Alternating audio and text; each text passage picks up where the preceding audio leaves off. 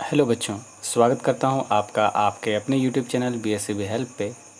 आज हम लोग आपके 11th का book the story of English जो बुक है उसके लैंग्वेज सेक्शन का जो लेसन 2 चैप्टर 2 है इंग्लिश डाउन द एजेस, इसके सॉल्यूशन को करने जा रहे हैं।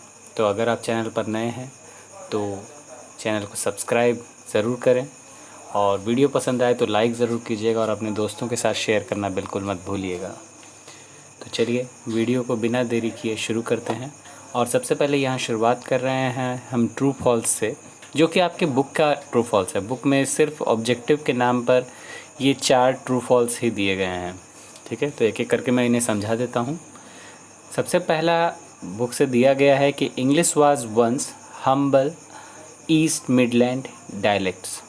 इंग्लिश जो है एक समय मतलब ईस्ट मिडलैंड का एक बहुत ही विनम्र भाषा था। ठीक है, ये कहा जा रहा है कि इंग्लिश जो है एक समय ऐसा था कि ईस्ट मिडलैंड का एक बहुत ही विनम्र भाषा था। तो ये कथन सही है, ट्रू है। फिर दूसरा है कि old English covers AD 449 to AD 1066। जो ओल्ड इंग्लिश आपने इस कहानी में पढ़ा था कि इंग्लिश को 3 हिस्सों में बांटा गया था। तो ओल्ड इंग्लिश का जो ड्यूरेशन था वो AD 449 से AD 1066 तक था। ठीक है, तो ये कथन भी सही है। तीसरा यहाँ कहता है कि middle English did not borrow from French and Latin. Middle English जो है फ्रेंच और लैटिन के शब्दों से नहीं बना है, मतलब कि उससे बहुत सारी चीज़ें नहीं ली गई हैं। तो ये कथन गलत है, इसमें बहुत सारी चीज़ें उससे लेकर बनाई गई हैं। अगला है the present era is the period of new Englishes. जो अभी वर्तमान समय है ये नए अंग्रेज़ी का समय है। तो ये भी आपका एक कथन सही है।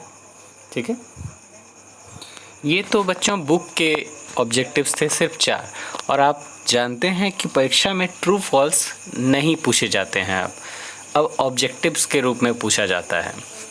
तो इन्हीं क्वेश्चंस को ऑब्जेक्टिव के रूप में पूछ सकती है बिहार गवर्नमेंट, जो आपका BSCB है। यहाँ पर कुछ और ऑब्जेक्टिव्स हैं जो मैंने खुद से किए हुए हैं, तो इन पर थोड़ा विचार करें। सबसे पहला है dash is the most spoken language in the world. दुनिया में सबसे ज़्यादा बोली जाने वाली भाषा डैश है। मतलब यहाँ पर मैंड्रीन चाइनीज़ आपको बताए थे, यहाँ पर लगभग कि 73 करोड़ के लगभग लोग जो हैं इस भाषा को बोलते थे। ठीक है, फिर है dash has its presence in all part of the world. मतलब यह भाषा जो है डैश भाषा का जो वर्चस्व है दुनिया के हर हिस्से में है। तो यहाँ पर इंग्लिश भाषा है, इंग्लिश भाषा दुनिया के हर हिस्से में लगभग बोली जाती है। फिर है Hindi is the dash in terms of number of speakers in the world. बोलने वाले की संख्या के मुकाबले में हिंदी डैश नंबर पर आता है दुनिया में। तो ये तीसरे नंबर पे आता है, 3rd नंबर पे है। ठीक है, फिर है the evolution of the English language from the beginning in the dash times to the modern era has been an unbroken one. मतलब जो इंग्लिश की उत्पत्ति हुई है शुरुआत से लेकर डैश के समय से, डैश के समय में यहाँ किसकी बात हो रही है, एंग्लो सैक्सन्स की, जो कि इंग्लिश के निर्माता थे। ठीक है, जो कि पहला लेसन में भी आपने पढ़ा इनके बारे में। उस समय से लेकर के जो वर्तमान काल तक है, अभी के समय तक, ये मॉडर्न एरा में जो आ चुका है ये अनब्रोकन है। मतलब एक चेन के रूप में है, एक लड़ी के रूप में है जो अभी तक टूटी नहीं है। ठीक है, ये एक कड़ी के रूप में है। तो एंग्लो सैक्सन्स टाइम्स से यहाँ पर भरा जाएगा। ठीक है, अगला है इन ओल्ड इंग्लिश। पुराने इंग्लिश के समय में period in old English period English continue to be the language of everyday speech for the common mass. Old English के समय में अंग्रेजी भाषा जो थी वह आम जन के लोगों की भाषा के रूप में प्रचलित थी। ठीक है, ओल्ड इंग्लिश के काल में इंग्लिश जो है वो कंटिन्यू रही एक लैंग्वेज के रूप में, जो कि प्रतिदिन की भाषा के रूप में, आम जनता की प्रतिदिन की भाषा के रूप में प्रख्यात थी। फिर है the old English is characterised by inflections. जो ओल्ड इंग्लिश है उसका जो मुख्य लक्षण है वो है इसमें होने वाले बदलाव और इसमें बोले जाने वाली भाषा के प्रकार। फिर है which age of English is known as dark age. ये क्वेश्चन ऑब्जेक्टिव में पूछा जा सकता है कि अंग्रेज़ी का कौन सा काल जो है एक डार्क एज कहा जाता है। तो इसमें आपका जो ओल्ड इंग्लिश का जो पीरियड है वही आता है। क्यों आता है इसके बारे में बाद में क्वेश्चन आंसर में चर्चा करेंगे।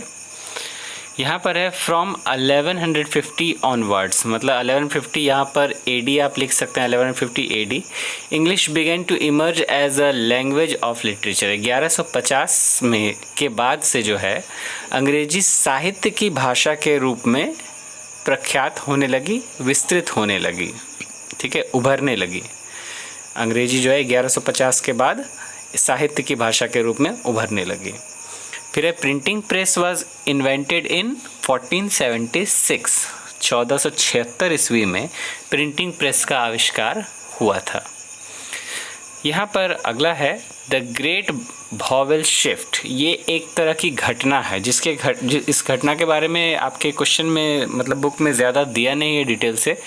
मैं इसके बारे में अभी स्टडी कर रहा हूँ, मिल जाएगा तो मैं आपको डिटेल्स इसके बारे में बताऊँगा कि ग्रेट वॉवेल शिफ्ट आखिर है क्या, ठीक है। तो also took place during middle English age. तो ये मिडिल इंग्लिश एज के समय में ये घटना हुई थी। ग्रेट वॉवेल शिफ्ट जो था ये मिडिल इंग्लिश एज के समय में ये घटना हुई थी। फिर बात करते हैं English used since AD 1500 till now is called modern English. तो AD 1500 से लेकर अब तक जो अंग्रेज़ी हम लोग जानते हैं, जो बोली जाती है अंग्रेज़ी है, इसी को मॉडर्न इंग्लिश कहा जा सकता है। देखिए यहाँ पर AD 1500 को भी ब्लैंक्स में रखा जा सकता है या फिर मॉडर्न इंग्लिश को भी ब्लैंक्स में रखा जा सकता है, तो आप उसके नीचे भी अंडरलाइन कर सकते हैं। The story of the English language is like a dash. अंग्रेज़ी भाषा जो कहानी है, अंग्रेज़ी भाषा की कहानी, यहाँ पर किसी कहानी की बात नहीं हो रही, यहाँ अंग्रेज़ी भाषा के बारे में ही बात हो रही है। ये अंग्रेज़ी भाषा की जो कहानी है ये एक बहती हुई नदी के रूप में है। जैसे कि आपके बारे में इस कहानी में बताया था कि ये एक नदी के रूप में है, ये अलग अलग जगहों से बहती है, जहाँ जहाँ बहती है वहाँ के मिट्टी में अवशोषित हो जाती है, वहाँ के गुणों को ये अपने में ले लेती है और अपने अंदर कई तरह के वांछित बदलाव करती है, जिससे वो उसी क्षेत्र की अंग्रेज़ी भाषा बन जाती है। इसीलिए हर क्षेत्र में आपको अंग्रेज़ी भाषा में थोड़ा अंतर दिखेगा। यहाँ पर है in the era of dash English has been found suitable as the language of international communication. तो इसमें भराया गया है ग्लोबलाइजेशन, मतलब कि वैश्वीकरण के समय में, युग में। अभी वैश्वीकरण मतलब पूरा विश्व जो है एक साथ मिल सकता है, तो वैश्वीकरण के युग में अंग्रेज़ी को बहुत ही सूटेबल माना गया है, योग्य माना गया है, ताकि ये जो है इंटरनेशनल कम्युनिकेशन मतलब कि अंतर्राष्ट्रीय संचार के भाषा के रूप में बन सके। अंग्रेज़ी में वो गुण हैं कि वो अंतर्राष्ट्रीय संचार की भाषा बन सके, इसके लिए जो है ये बहुत ही तरह से योग्य माना गया है। तो ये कुछ ऑब्जेक्टिव्स थे। इसके बाद हम आते हैं क्वेश्चन आंसर पर, जो कि आपके बुक से ही है। तो यहाँ पर है कि which language is spoken by maximum number of people. कौन सी भाषा है जो कि अधिकतर लोगों के द्वारा बोली जाती है, तो वही है मैंड्रिन चाइनीज़, ठीक है। Is spoken by maximum number of people. ये बहुत ज़्यादा लोगों से, सबसे ज़्यादा लोगों के द्वारा यही भाषा बोली जाती है, ठीक है। एज एन एस्टिमेटेड मतलब कि एक अनुमान के अनुसार, एक लगभग में आप कह सकते हैं कि 87 करोड़ 30 लाख लोग इस भाषा को बोलते हैं। अगर आप इसको इंटरनेशनल में बताएं तो ये हो जाएगा 873 million people hold this distinction. इस स्थान पर 873 मिलियन लोग, मतलब कि 87 करोड़ 30 लाख लोग इस भाषा को बोलते हैं। फिर है since when is modern English in use. कब से मॉडर्न इंग्लिश जो है यूज़ में है, प्रयोग में लाया जा रहा है। तो modern English is in use since AD 1500। तो AD 1500 से मॉडर्न इंग्लिश को यूज़ किया जा रहा है। फिर है which period is characterised by inflection. कौन सा काल ऐसा रहा जिसका मुख्य गुण जो है उतार चढ़ाव, इन्फ्लेक्शन रहा, ठीक है। तो ये था ओल्ड इंग्लिश का काल, मतलब कि प्राचीन इंग्लिश का काल जो है वही काल था जो उतार चढ़ाव का काल रहा, उसका गुण यही रहा। Old English period is characterised by inflection. और ये क्वेश्चन है, why did the old English period fail to produce literature of much significance. Old English काल में जो है ऐसा लिटरेचर क्यों नहीं बन सका जिसकी ज़्यादा महत्व हो।